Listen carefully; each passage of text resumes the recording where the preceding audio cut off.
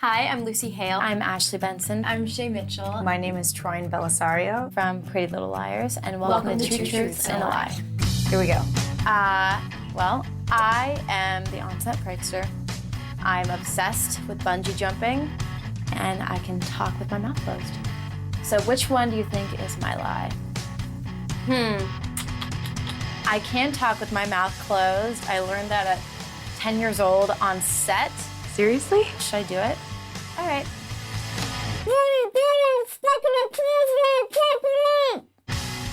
That's something I learned like a long time ago. Okay, it is not lame. I am the on-set prankster. I love to pull pranks. I do it 24/7. One of my favorites is to put clothespins on people's shirts, but on the bottom, and I make a tail, and they never know. They walk all day with clothespins on them. Nobody ever says anything. Why? I'm really weird. I got it from my mom, so yeah, I just love pulling pranks. It's fun. I will not bungee jump ever in my life. I'm definitely afraid. I hate heights. If I'm looking down somewhere, I get nauseous. I can't do roller coasters anymore. I used to be Daredevil, now I'm not. So, fortunately, I will never do that. Wait, I'm just trying to get what order I should do it. I have a twin brother named Brad. I broke my fibula, and I was in my house when it got broken into. So, which one do you think is the lie? I don't know. I did break my fibula when I was 14, which is the outer bone on your leg. Me and my friends were jumping on the trampoline, and there was like 5 of us jumping on the trampoline, which is just a terrible idea to begin with. And I got pushed over, and I heard, I can still hear the sound of it breaking. Ow! It was swollen like a big baseball, and so I had to wear a cast. Not very fun. Not as cool as it sounds. Of course not. I was actually in my house when someone broke into it. It was in the middle of the day too, and luckily no one was hurt. You know, everything was fine, but it was definitely like the scariest experience of my life. I actually don't have a twin brother named Brad. All I can do is tell the truth. I have an older sister named Maggie, but I do not have a twin, although I've always been fascinated with that, and always when I was younger wanted to have one so we could switch places, and that would be really fun, and I'm sure we would cause lots of trouble, but no, it's not true. Two truths and a lie. I absolutely love classical music. I have 3 tattoos, and I've been swimming with dolphins in Tahiti. What one's the truth? What one's the lie? The truth is that I have been swimming with dolphins in Tahiti. It was one of the best trips I've ever been on. And that was like a childhood dream of mine. Bottlenose dolphins are my favorite animal, and it was unbelievable. I'm a big fan of classical music. I'd listen to it while I was studying. It really just kind of kept me going. It didn't put me to sleep, and it just kept me at that perfect momentum to memorize stuff. And I even do that sometimes when I have my lines. You know, I'll sit there, I'll have it really lightly playing in the background. But yeah, I do like to play that. How am I doing so far? Decent. The lie is that I don't have 3 tattoos. Did you believe me a little bit? Say it enough and you'll actually start to believe it. I have always kind of wondered if I would get that, a small little one or something, but then I just decided I'd be, I guess, almost original now not to have a tattoo. So I don't have any tattoos. Some of us on the show have tattoos. Shay, I could see Shay having a tattoo. I could see that. I could see that. My 2 truths and a lie, or my 1 lie and 2 truths, or my truth, a lie, and a truth, are as follows. I studied Latin for 7 years. I am one of 9 siblings. I actually don't eat meat except for fish. Which one do you think is my lie? I don't know. I am actually one of 9 siblings. Okay. The age difference is really quite large, and I'm actually the youngest girl. There's just my little brother below me, but yeah, a lot of step siblings, and my little brother is actually my only full brother. But Christmases are insane. So that's fun. It's a big Italian get-together. Okay, moving on. It's true, I actually do only eat fish. Not only fish, but that's the only meat that I eat. I think I'll pass. When I was growing up, literally all I would have to eat were steak and meat, and then one day I just kind of was like, no, don't really want that anymore. Good point. I'll make a salad. I actually studied French for 7 years. I thought I could get away with the Latin thing, the Spencer way, just kind of being like, oh yes, Latin, 7 years. Actually, the funny thing about Latin is that I would have taken it if my school had offered Latin, but they didn't. So my best friend and I decided to make a Latin club and then try to teach ourselves, which didn't last for very long, and then we stuck to French. But it was cool toting around all of these books and being like, oh, sorry, we have to go to our Latin club meeting, which was really just us eating lunch. Big dork. So thank you so much for sticking around. Thank you. Thank you so much for joining us. Thank you for joining the cast of Pretty Little Liars for Two Truths and a Lie and Playing Along. It was really fun, and I hope I answered some questions.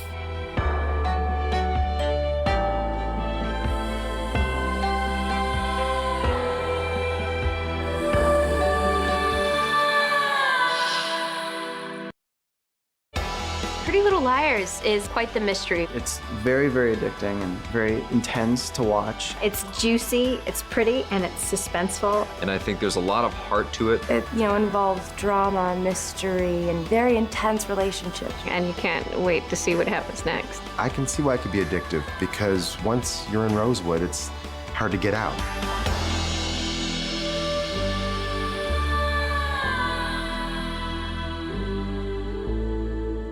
Pretty Little Liars initially was an idea that we dreamed up with Sarah Shepard, the novelist of the books, and the question was, what's a teen Desperate Housewives? The book series began in 2005, and I didn't really have any idea that it was going to become a TV series. So when it did become a TV series, I was so thrilled and surprised, and it was just like this huge treat. Well, first of all, I was shocked by how provocative it was, because I went to watch the pilot and I thought, you've got a girl who's having an affair with her teacher, you've got a girl who's getting high after school in her bedroom, and you have one girl stealing sunglasses, and I thought, this is interesting, but not something that's beyond the scope of most teenagers. They're not shocked by this. I felt the show was saying something about what it means to be a teenager in 2010. The thing that I love about the show is that the characters are so well fleshed out that you actually are invested in them. Yeah, all the characters are extremely relatable, and I think that's kind of what drew in so many different people to want to watch. So we've got strong characters, we've got great storylines, and it's really cool to show this strong bond that the four girls have with each other. I liked the mystery and the edge, and the show takes a lot of risks, which I think is really great.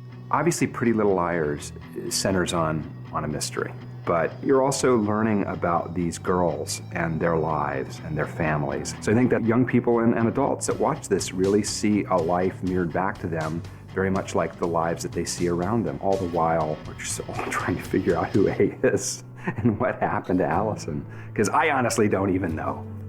I knew she was keeping something from me. From us. One of the challenges in an ensemble cast are finding actors who both are their own characters and also complement one another. We saw hundreds and hundreds of girls, but the challenge was only being patient and waiting until that person walked through the door and they would just sort of embody that character. And it happened with each one of the Pretty Little Liars. I really liked Aria, like immediately. Loved Aria because, she's similar to myself, but I also read for Hannah just because she's super sarcastic. She's like the comedic relief, just like kind of out of her mind. Of course it was a joke. Ultimately, I was more of an Aria, and Ashley is a brilliant Hannah. With Hannah, we were looking for someone who embodied sort of that feeling of the it girl, the girl who's like the top of the A-list, but that yet you wouldn't hate her, you would love her, and she could still be vulnerable. I relate to Hannah in a lot of ways because I can totally get into that feel of what it's like to be left out and to try and be in the in crowd. With Spencer, we very much wanted an actress who just sort of embodied the confidence that Spencer has. Spencer is supposed to look a certain way, but they didn't need me to fit that for the audition process. And so I just went in and I had a total blast in the audition. She just blew us away. We knew that was our Spencer. And then last is Emily. And Shay has just sort of got this great energy. My manager sent me the script and the background for Spencer originally. And then I read Emily's background and immediately I was like, this fits. I mean, I used to be a swimmer. I really understood this character. She just felt like an Emily in so many ways. And she's a very spiritual person. They cast us because they thought we were the characters, so they sort of let us run with it, which I thought was awesome. And a lot of people were upset that we didn't exactly look like the girls that were described in the books, but I feel like the personalities were still there, which was most important. The audition process started probably October of 2009. I remember getting there and seeing all of these guys, and a lot of them literally looked like they could have been my brother or something. Like I was looking around in this room and I was like, wow, I'm the ugliest guy in this room. And I knew that like I had such a slim chance of getting it, and I think at that point I was just very open to the fact that I'm just gonna go in, do my thing, I'm just gonna play around, and hopefully something comes of it. Well, we went through the first read and basically said, yeah, let's call you back in for the producers and everything. And then they said, we're gonna do a chemistry read with Lucy Hale. And basically we're just kind of like flirting. And apparently that's chemistry. And then a month later I was in Vancouver with all these wonderful people. I'd like to know more about you. I'd like to know more about you too. We shot the pilot in Vancouver during a very cold, rainy winter, and we were pretending it was summer in Rosewood. There were scenes they were doing when it was literally snowing outside. We had a tent put over them so the snow wouldn't be falling on them, and they're wearing bikinis. You can't see that from the knees down there in Ugg boots, and it was literally snowing on that day. We were sitting there all in parkas, like so bundled up, and they were just such troopers. So the girls got to know each other very quickly. Just being together and being in sort of a very harsh climate setting helps you become a family really quickly. I think the chemistry between all of us girls came very naturally. We met each other at the reading in LA. But the first time that we really hung out was in Canada. And we had this Thanksgiving dinner away from home. And I remember that dinner, and it was like we'd been friends for years. It was really, really amazing. We'd known each other 2 days, and we had to shoot all this stuff where we had known each other for years, and I just feel like it was something really special happened. You know, the stars aligned and brought us all together, and we just all clicked. It was really fun. I think that the bond has grown so much from then to now, and we have this great friendship on and off screen, which is really nice, and it shows. I mean, the producers and the directors always say it's so crazy how our chemistry is, but you know, we just really have a love for each other, and you know, going through this whole experience together is really cool too. It's brought us a lot closer. Chemistry is such a weird thing. It's like lightning in a bottle. You can't manufacture it. You can only try to capture it, and if it's there, it's there. If it's not, you're in trouble. And we've been really lucky that we have a big group of people that really gel and really want to be here and really want to make something that you want to watch. We are officially home. We met Sarah for the first time after the pilot. We met her in New York.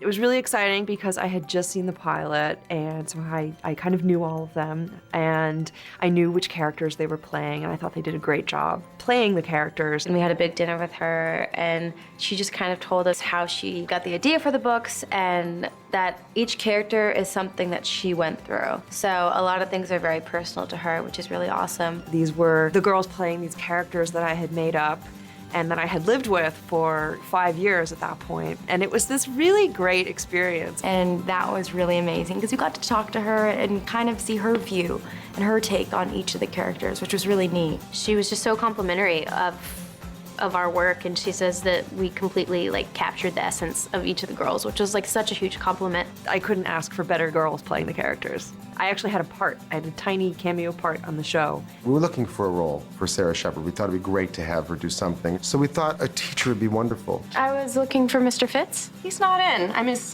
Miss Shepard. It was this wonderful experience. I had never been to a set before. I didn't know what to expect, and it was so much fun. Do you know if Mr. Fitz will be back tomorrow? I don't.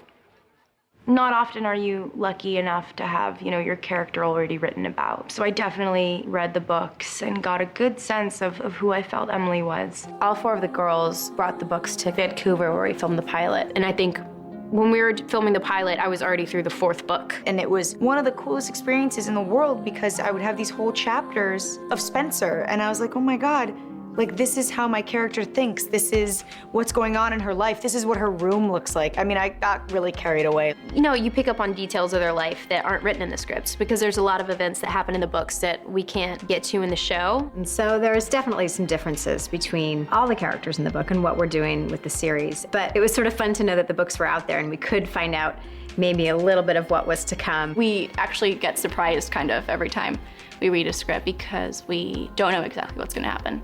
We kind of know the beginning and end result, but the in-between's kind of gray area. I didn't want to read the books on purpose because I like to discover, like, you know, opening up a present. Every single episode you get something new and exciting, and I think I'm gonna read the books now that I know what the first season was. Aren't you gonna get that? Actually, I was told not to read the books. I think primarily because our family is so different than the family in the books. So they said, don't read the books. I like that they sort of have stories of their own. In the books, it's really all about the girls. I mean, the parents are sort of peripheral characters. You know, occasionally they might be dating somebody new or one of the girls is keeping a secret from them. But now they have their own lives, and I like seeing how they develop. Because of the events that are impacting these girls' lives, it'd be hard to not see their families. It'd be hard not to know what are their parents thinking when these things are going on. You have to include family dynamics that just aren't there in the books. My character's biggest role is to support the role of Emily. That's why I'm there. That's why my character exists, so that we can see the journey that Emily has to take. And I like how they're finding ways to make the adult storylines cross into what the kids are going through. Do you want these? I wore them once. They gave me a nosebleed.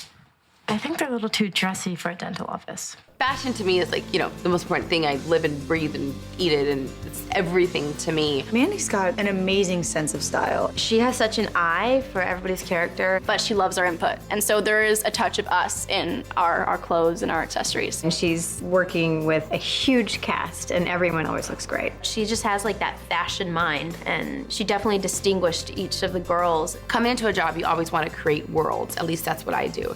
The background, where they came from. So when I think of Aria, she's the kind of girl that goes in her closet. I think she does a lot of upcycling, which is like, oh, I wore this last year, I'm so not into it, but you know what, if I switch it up, cool new outfit. Aria is very quirky and different and, you know, willing to take risks with her fashion. And it's really funny because Mandy basically describes Aria as a miniature her, because Aria dresses just like Mandy. Mandy will like run into set and be like, you need earrings, and she'll take off her earrings and give them to me, or like a ring, or she'll go shopping sometimes, but I leave the shopping up to Hannah. Hannah is the girl that looks through the magazines and makes sure she gets exactly what's in, steps it up, puts her little, you know, little twist on it. Not too much. She doesn't go too far out of what's in. I have teenage daughters, and most days I look at Hannah and I think, you are not going to school wearing that skirt. That is not appropriate for school. Then you have Spencer. Now Spencer, according to the books, is very preppy, very straight lace. But again, that's just gets boring. So she would wear like vintage Ralph Lauren, or she wears a lot of Marc Jacobs too, but she belts it in a certain way. She wears her collars in a certain way. Sometimes she'll bring in something and I'm like, what is that? And then she'll put it on me and she'll pin it and she'll switch it and she'll add something to it. And it looks incredible. And then you have Emily.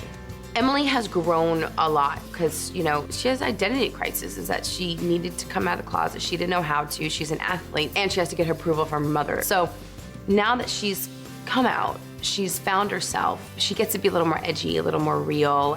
It's spectacular. It's great. So many of the times when I go in for fittings, I'm just like, wow, like how do you do this? And it makes our job so much easier because we really feel like our characters, you know? The viewers get really excited because they can go get this stuff. Like, you know, one of Aria's earrings, like everyone lost their mind over this feather earring.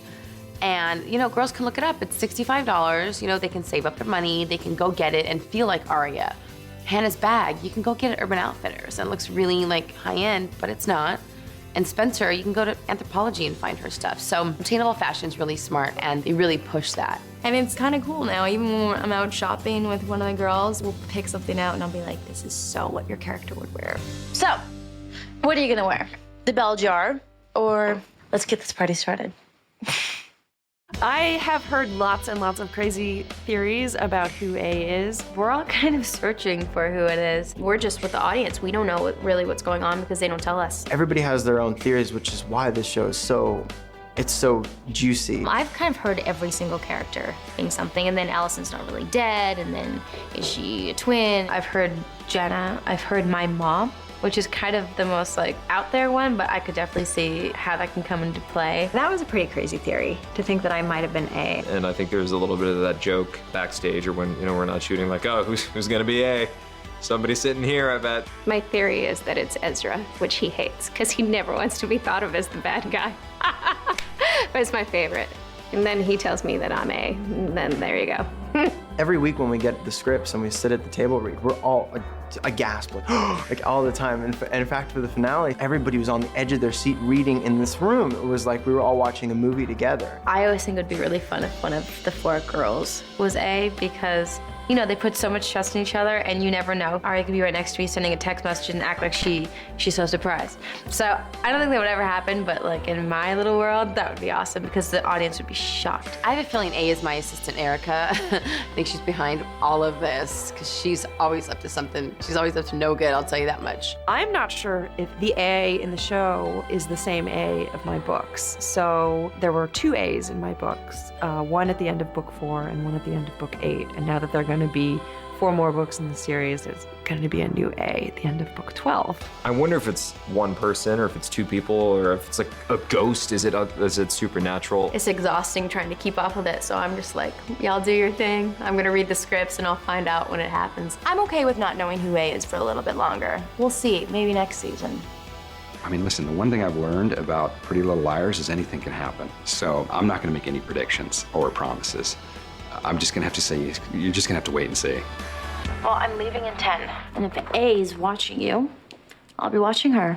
Sarah and I are Twitter friends. We tweet each other a lot. She often tweets me when she watches the episodes, and she recognizes things that are from the books, and then she'll tweet me on things that are new to her, which she loves, I think, to be surprised every now and then. What I loved is that all of the characters are very similar, a lot of the plots are very similar, but they've infused it with all these fun new mysteries and fun new characters, and I'm really happy with everything that they've done with it. I think they have this embarrassment of riches, if you will. I mean, there's just endless possibilities as to where they could take all of these characters. Sarah created the template of the show, which is, you know, a little soap, a little mystery, and what we call a lot of like deliciousness, sort of the juiciness of Pretty Little Liars. And it's what Sarah gave to the books. We've tried to do the show, and I think we succeeded in that way. It's been a wonderful experience working on this show for a multitude of reasons. It's a very happy set, and I think the cast is a joy to work with. I've had a really great time. It's been a lot of hard work and a lot of long hours, and